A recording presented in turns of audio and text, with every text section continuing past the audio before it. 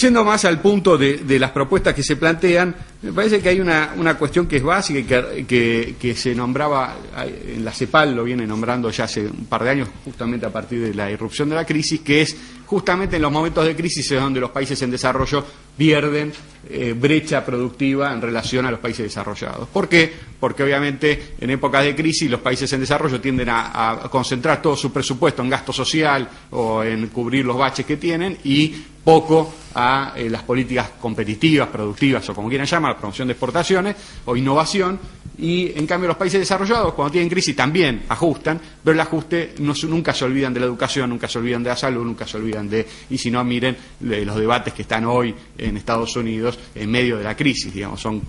temas claves que hacen al desarrollo competitivo. Entonces, me parece que todos los temas que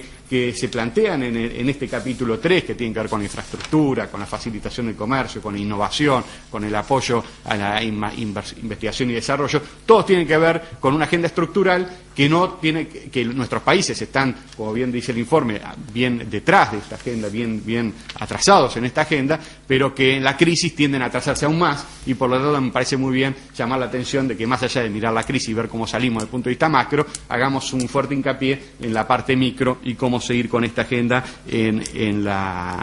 esta coyuntura. Y hay un tema que me parece importante, que todos estos temas tienen un enfoque nacional y un enfoque regional. Digo, el enfoque regional, en economía, conocemos lo que llaman los bienes públicos regionales. Digo, hay ciertos bienes que tienen derrames a nivel de las distintas regiones y de externalidades, etcétera, y por lo tanto es mejor tratarlo a nivel regional. Y en tanto que otras cuestiones son estrictamente nacionales. Digo esto porque a veces en el informe, como es un informe sobre la región, es difícil diferenciar estas dos dimensiones. Entonces, por ejemplo, cooperación en infraestructura, ¿qué significa? Cooperación en infraestructura, cuando uno mira, por ejemplo, el FOSEM, que es el fondo que se creó en el Mercosur para justamente tratar este tipo de bienes públicos a nivel regional, una buena parte de lo que se financia en obras a Paraguay, que es el máximo beneficiario, son obras estrictamente nacionales, que no tienen ningún tipo de externalidad o derrame sobre el Mercosur. Digo, puede estar bien o puede estar mal, no digo que no lo juzgo, pero digo, cuando uno habla de infraestructura a nivel regional, está hablando de construcción de bienes públicos que generen externalidades y entonces esa es una agenda, en tanto que la agenda nacional es otra agenda que me parece que los países tienen mucho que hacer. Entonces,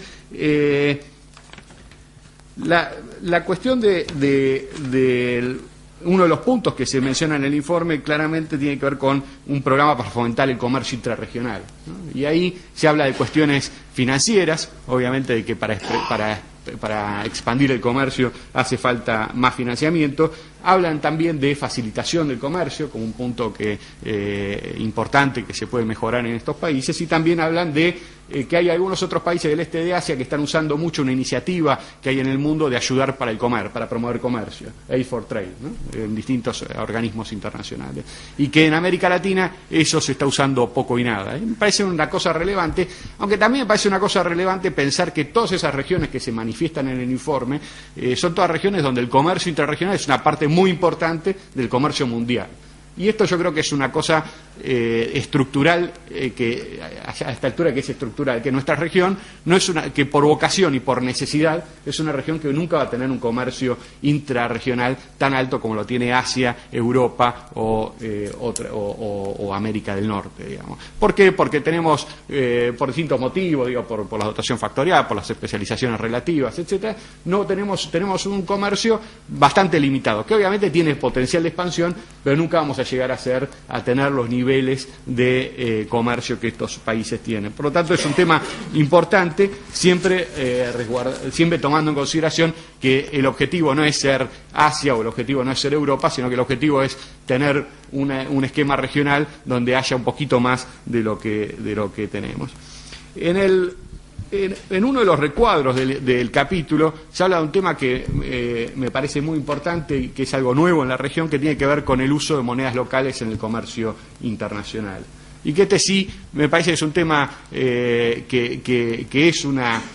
innovación en los últimos años de que básicamente Argentina y Brasil han empezado a utilizar la moneda de cada uno de los países para el comercio local. Tiene que ver con la crisis en parte, porque la crisis en un momento, no tanto ahora, generó escasez de divisas y eso obviamente preocupó rápidamente a los bancos centrales de cómo hacer para reemplazar el comercio en divisas por esto. Pero, y por eso es una iniciativa que en la crisis y estructuralmente me parece importante. Un solo punto ahí que alguna vez comentamos acá con el doctor Nussholm, que está acá, que tiene que ver con que el financiamiento al comercio exterior sigue siendo en todos los países, incluso en Brasil, en moneda extranjera, en divisa, en dólares, para decirlo de otra manera. Entonces, en la medida en que las líneas de financiamiento al comercio exterior sigan estando dominadas en dólares, es muy difícil poder expandir este sistema de intercambio de monedas locales. Digo, eso dicho en otros términos, se puede difundir más, obviamente ahora esto es una porción marginal, puede crecer un poco más, la medida que se difunda un poco más el sistema, pero el límite máximo que tiene el sistema de uso de monedas locales es el propio sistema financiero que en Argentina y en Brasil presta a los exportadores en dólares y no en reales o en pesos argentinos. Por lo tanto, ese es un tema que merece, que merece expandirse en ese sentido. Dos o tres comentarios más. Uno tiene que ver con la cooperación en materia de innovación y competitividad. Me parece un poco, coincido plenamente con la agenda que plantea la CEPAL, pero en ese punto es uno de los pocos puntos que no se introduce la idea de un fondo de incentivo a la cooperación regional en materia de innovación y competitividad. Digo, yo entiendo que los incentivos tiene que existir, no hay una agenda de cooperación tecnológica y de innovación a nivel regional, pero digamos, lo que ha habido, como decía Dante recién, y como decía Elvio también, hay experiencias privadas de este tipo de cosas, pero no hay un incentivo a nivel subregional que diga, si vos haces esto y compartís, cooperás con estos otros países, vas a tener un premio, y si no lo haces, no lo vas a tener. Me parece que este tema es un tema importante.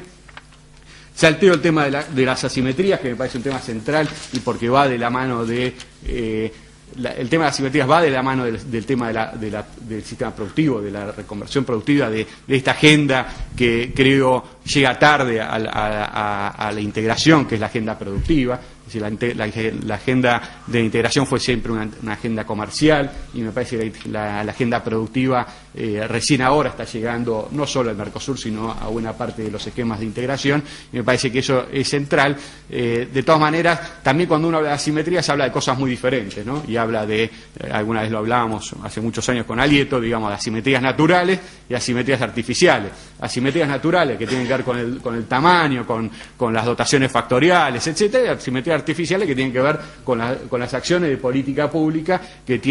distorsionan la asignación de los recursos a nivel de los distintos países. Entonces, había tal vez una visión un poco naif durante mucho tiempo, en el sentido de decir, vamos a armonizar las asimetrías artificiales, vamos a armonizar las políticas, que tal vez es más fácil, y con las asimetrías naturales aprovechémoslas de algún modo.